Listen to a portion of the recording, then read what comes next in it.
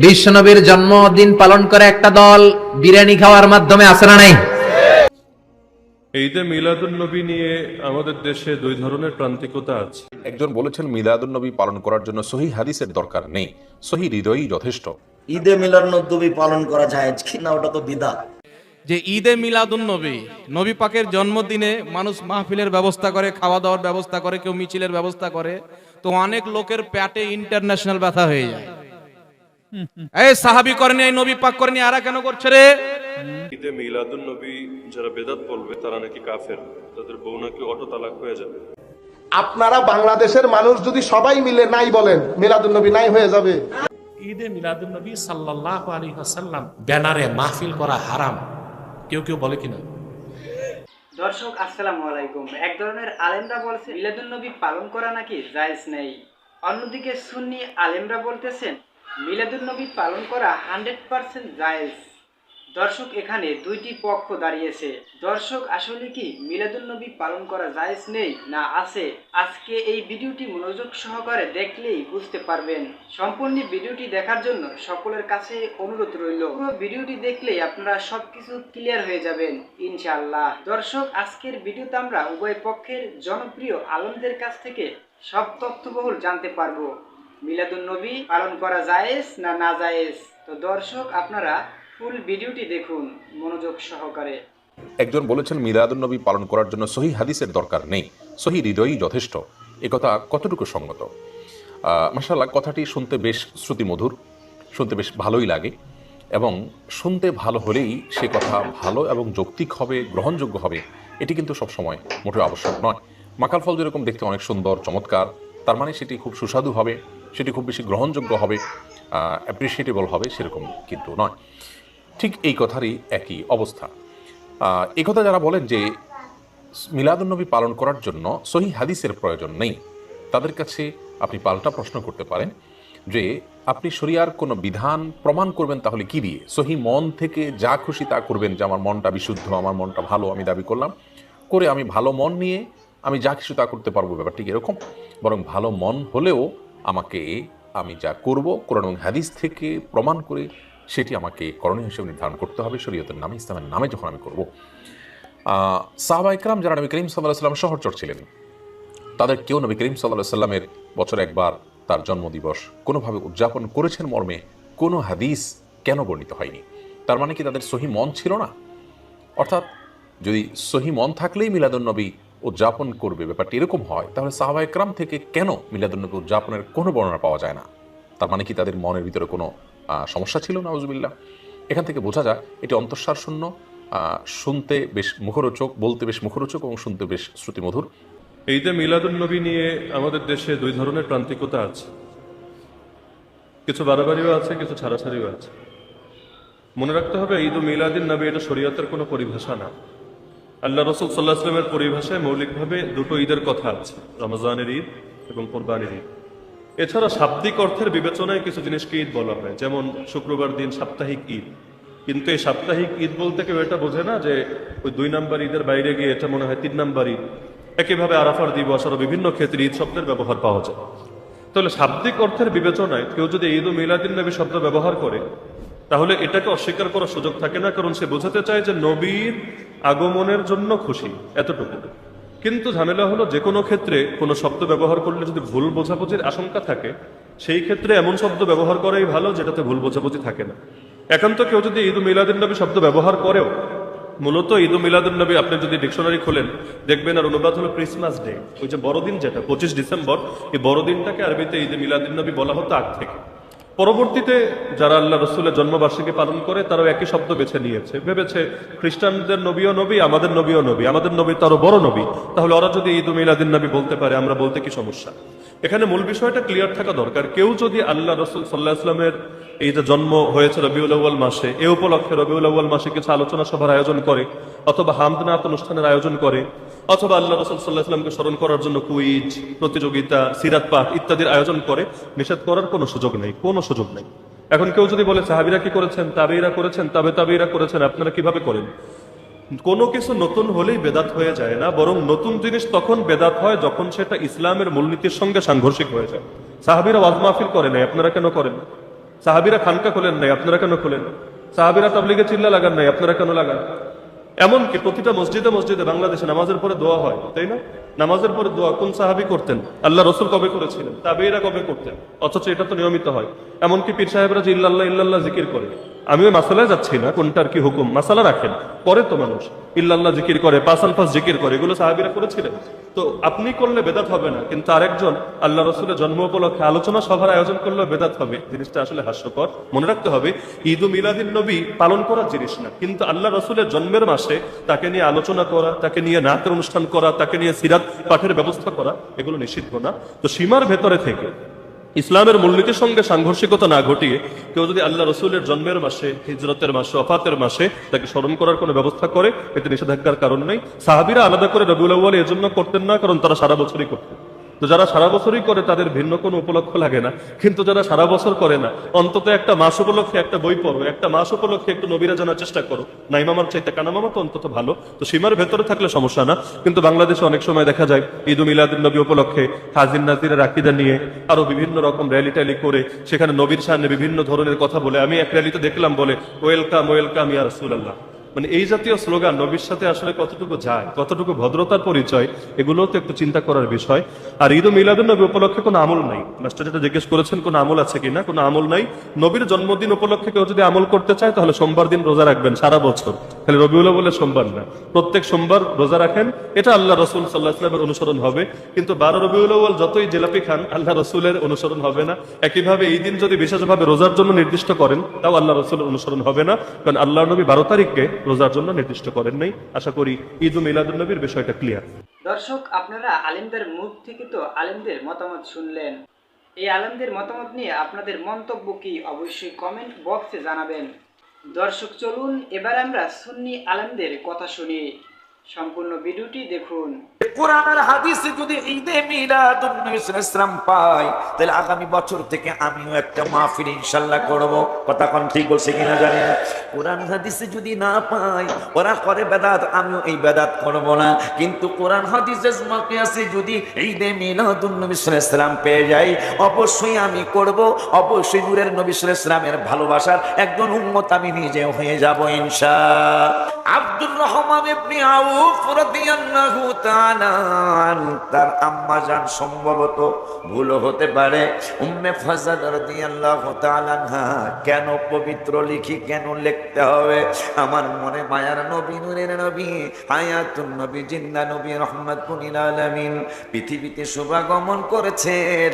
শুভাগমন করার পরে উম্মে ফাজল রাদিয়াল্লাহু তাআলা আনহা তিনি বললেন, মনে মনে আমি খেয়াল করেছি হাবিব সাল্লাল্লাহু আলাইহি ওয়াসাল্লামকে আমি গোসল মোবারক দেব, নবী সাল্লাল্লাহু আলাইহি ওয়াসাল্লামকে আমি গোসল করাবো।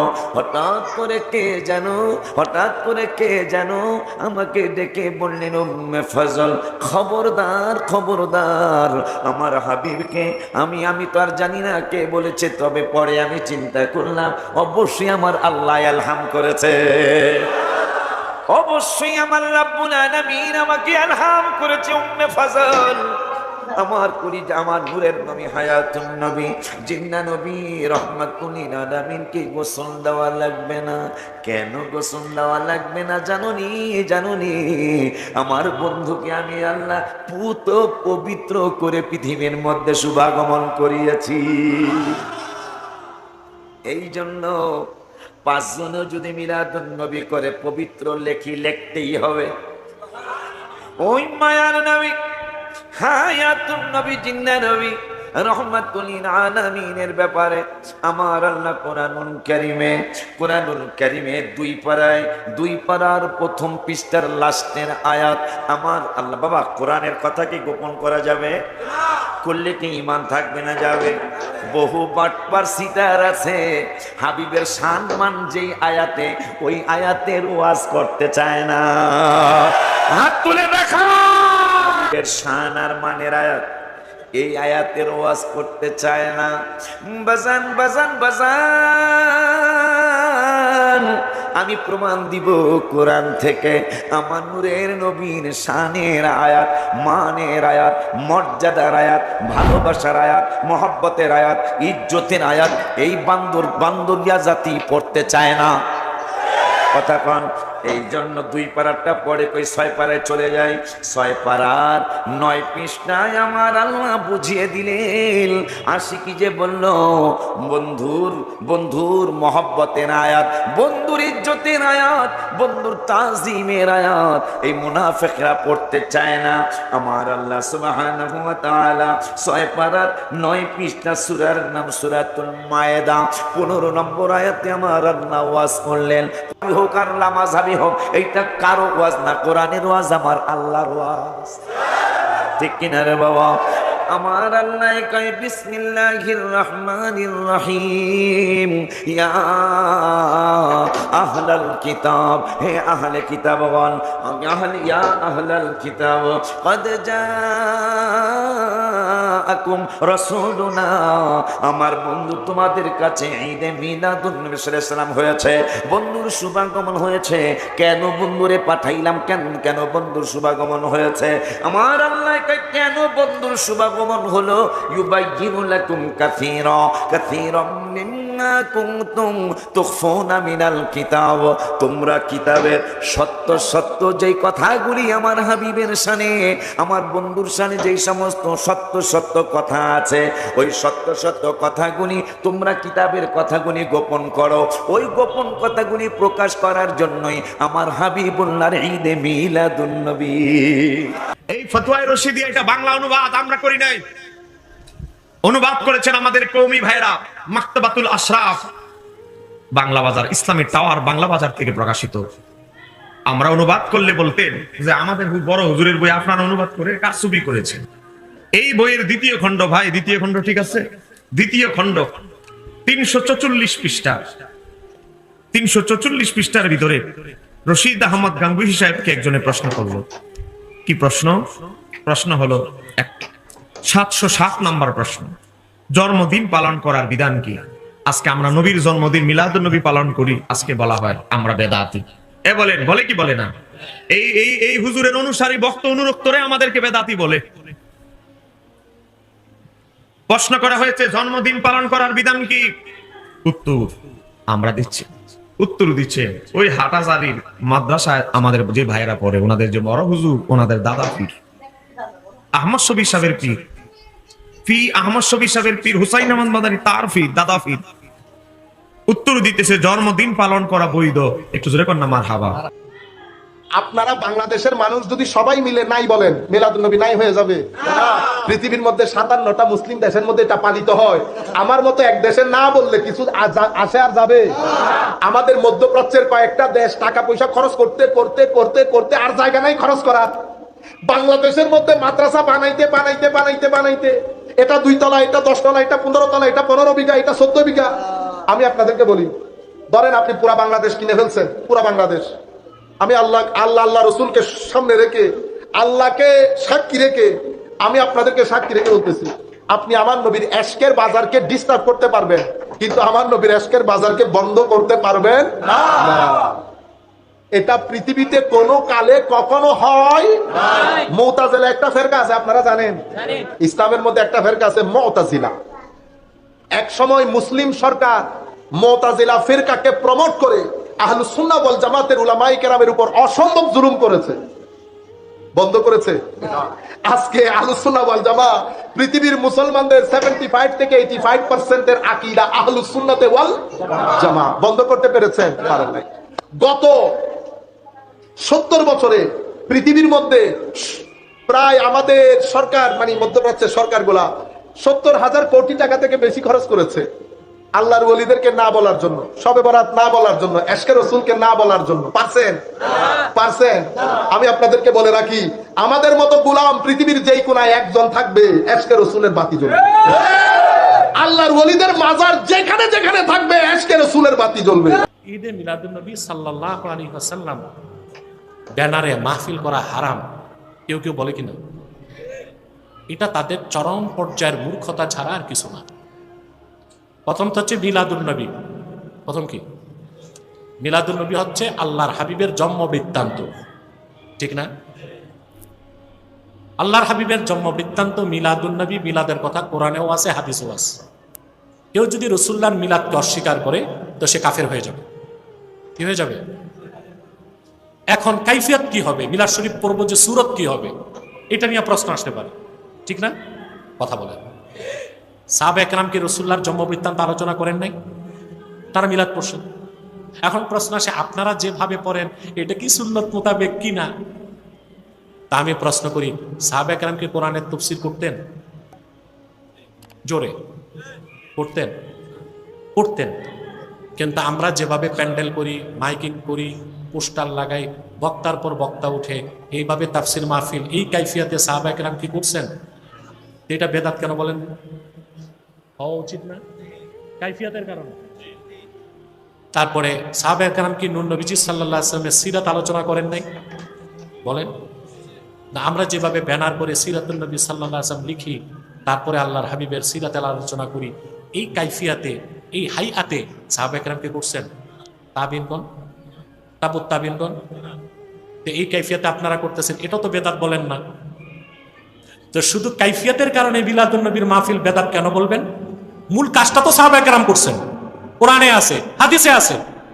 অতএব কাইফিয়াতের কারণে এটাকে বেদাত বলার কোনো সুযোগ নাই। যদি এটাকে বেদাত বলতে হয়, ওই সব কাজকে বেদাত বলতে হয়, ঠিক না?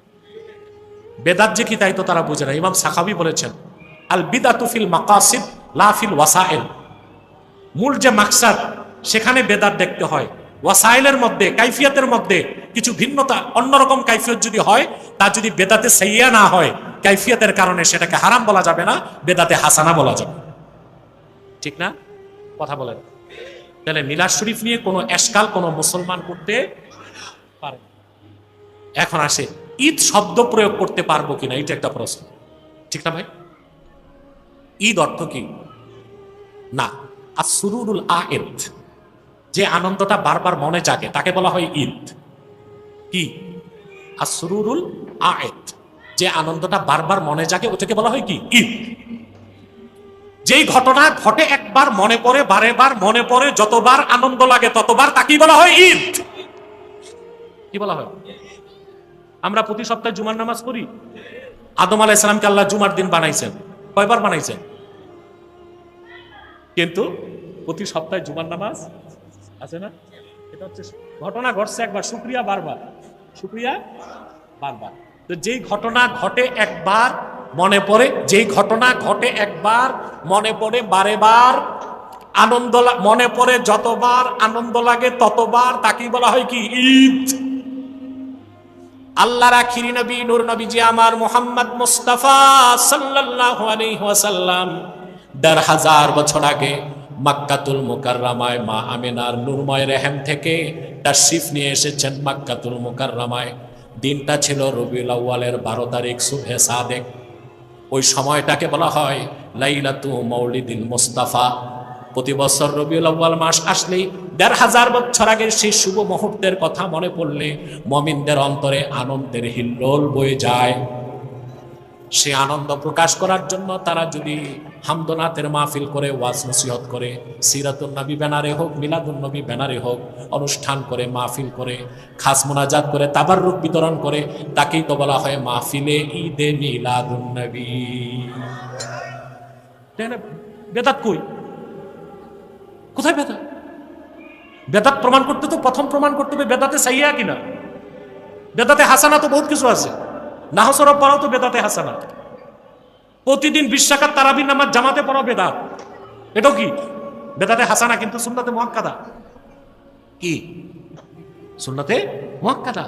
অতএব বেদাত বলে ঈদে মিলাদুন নবী সাল্লাল্লাহু আলাইহি ওয়াসাল্লাম মাহফিলের বিরোধিতা মূর্খ ছাড়া কেউ করতে পারে না।